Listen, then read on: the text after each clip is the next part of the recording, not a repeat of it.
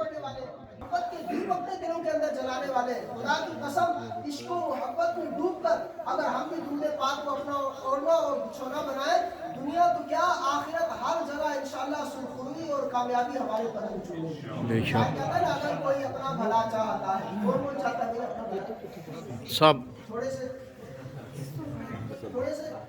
سب سارے چاہتے چاہتے ہیں۔ ہیں، اور دنیا و آخرت کا ہر بندہ چاہتا ہے۔ محبت کی بات سنیے، شاید کہتا ہے اگر کوئی اپنا بھلا چاہتا ہے اسے چاہے جس کو خدا چاہتا ہے، درود ان پہ بھیجو صدا کی قسم یہ خدا چاہتا ہے۔ صلو علی الحبیب علی محمد صلی اللہ علیہ وسلم۔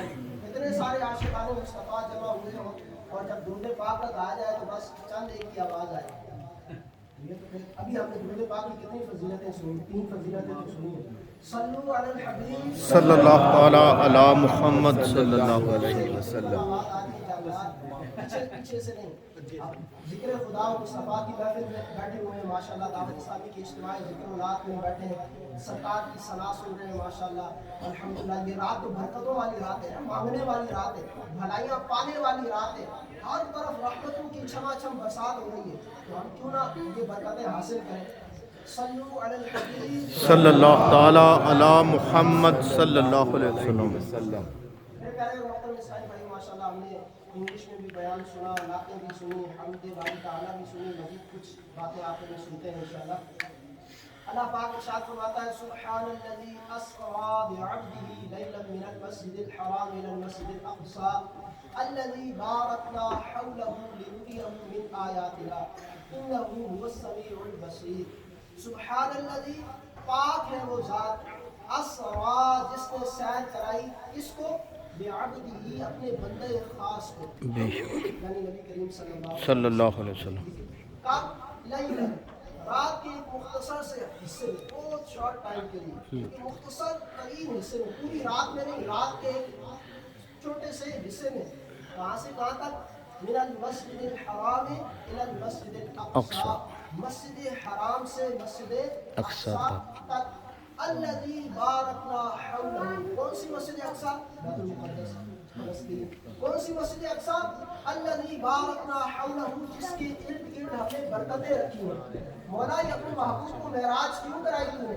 فرمایا لنریہ من آیاتنا، تاکہ ہم اپنے بندے خاص کو، اپنے محبوب کو اپنی آیات دکھا سکیں۔ انہ هو السمیع البصیر، بے شک وہ سننے والا دیکھنے والا۔ ابھی آیت کریمہ سورہ بنی اسرائیل کی بڑی بڑی ابتدائی آیتیں، اب اس میں اللہ تبارک و تعالیٰ نے جو کلام فرمایا، سبحان اللہ، مفسرین فرماتے ہیں کہ اس کی ابتدا اللہ تعالیٰ نے کہاں سے کی؟ سبحان الذی اسری، پاک ہے وہ ذات جس نے سیر کرائی، کس کو؟ بعبدہ، اپنے بندے خاص کو، لیلا، رات کے ایک مختصر سے حصے میں۔ اب علماء فرماتے ہیں یہ شروع میں جو فرمایا نا سبحان الذی، یہ کیوں فرمایا؟ وجہ کیا ہے؟ اس کی پیچھے ریزن کیا ہے؟ فرمایا کہ جب نبی کریم صلی اللہ علیہ وسلم نے اپنی معراج کا تذکرہ فرمانا تھا کہ میں راتوں رات گیا مسجد حرام سے، مسجد یعنی مکہ مکرمہ سے میں کہاں گیا؟ فلسطین گیا۔ اچھا پھر وہاں انبیاء کی امامت فرمائی، پھر پہلا آسمان، دوسرا، تیسرا، چوتھا، ساتواں آسمان پر سدرۃ المنتہا، یہ ساری چیزوں سے ہو کر پھر میں واپس آیا، رات ہی کے حصے کے اندر واپس بھی آ گیا، رات اسی طرح باقی ہے۔ تو لازمی سی بات ہے عقلیں یہ تسلیم نہیں کرتی، تو جو عقل کے اندھے ہوں گے وہ فوراً کیا کریں گے؟ انکار کریں گے یا اعتراض کریں گے، ٹھیک ہے؟ اور اچھے برے کی، کھوٹے کھری کی کیا ہو جائے گی؟ تمیز ہو جائے گی، بالکل۔ تو فرمایا اللہ پاک نے اس لیے سبحان الذی، پاک ہے وہ ذات کہ جس نے سیر کرائی۔ اب علماء فرماتے ہیں کہ یہاں بہت سارے شکوک و شبہات آنے تھے، کہ یہاں سے تو بندہ کہے میں جی رات کو لندن گیا تھا اور پیدل گیا تھا، اور رات میں واپس میں آیا ہوں، گاڑی پر نہیں گیا، جہاز پر نہیں گیا، ٹرین پر نہیں گیا، بلکہ کیسے گیا ہوں؟ پیدل گیا ہوں، رات کو گیا ہوں اور رات فجر سے پہلے واپس آیا ہوں۔ ہم مانیں گے؟ میں نہیں مانتے نا، یہ کیسے ممکن ہے؟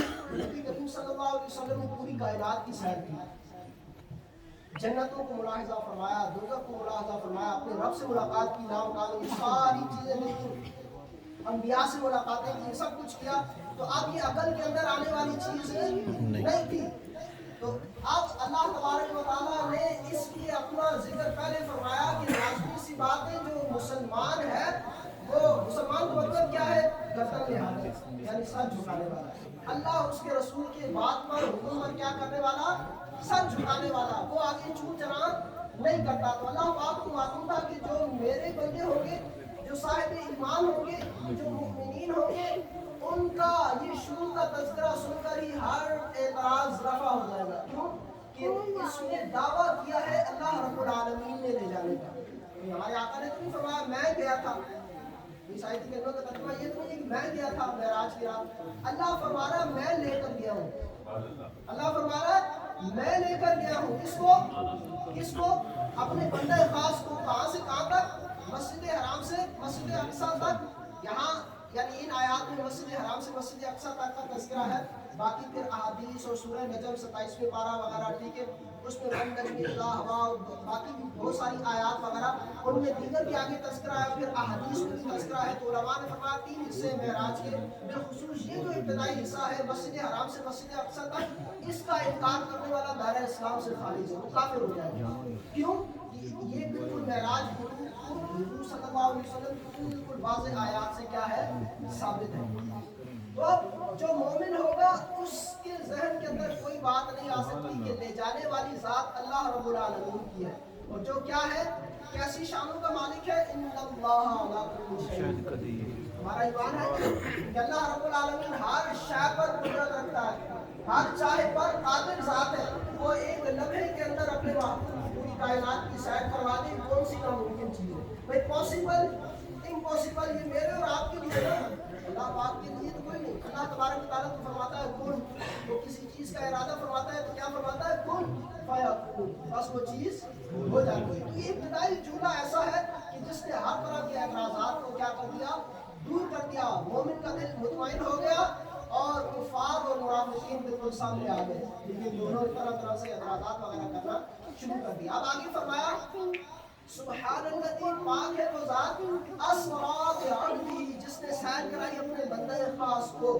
اب ویسے قرآن پاک میں اللہ تعالیٰ نے طرح سے اپنے محبوب کو القابات سے یاد کیا. کہیں فرمایا یاسین والقرآن الحکیم، کہیں فرمایا طٰہٰ، کہیں فرمایا یا ایھا المزمل، کہیں فرمایا یا ایھا المدثر، کہیں فرمایا یا ایھا النبی انا ارسلناک شاہدا ومبشرا ونذیرا وداعیا الی اللہ باذنہ وسراجا منیرا قد جاءکم من اللہ نور وکتاب مبین. بہت ساری آیات ہیں جس میں اللہ پاک نے اپنے محبوب کو طرح کے القابات سے ٹائٹل سے کیا کیا ہے؟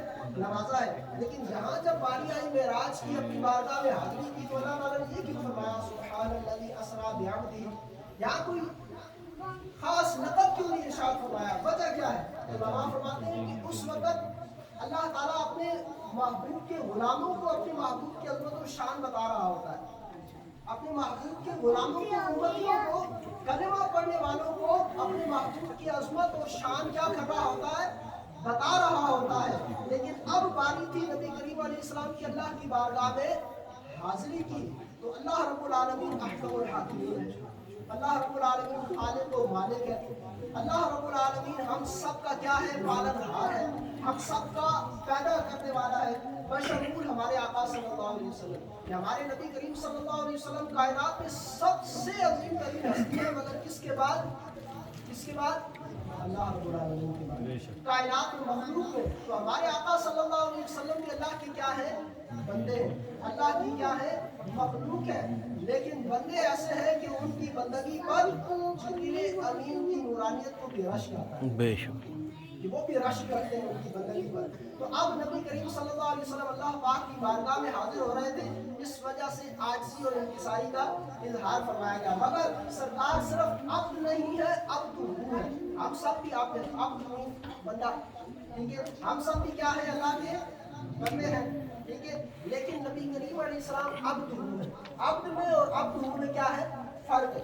ڈفرنس کیا ہے؟ ڈاکٹر اقبال کہتے ہیں کہ عبد دیگر عبد ہو چیز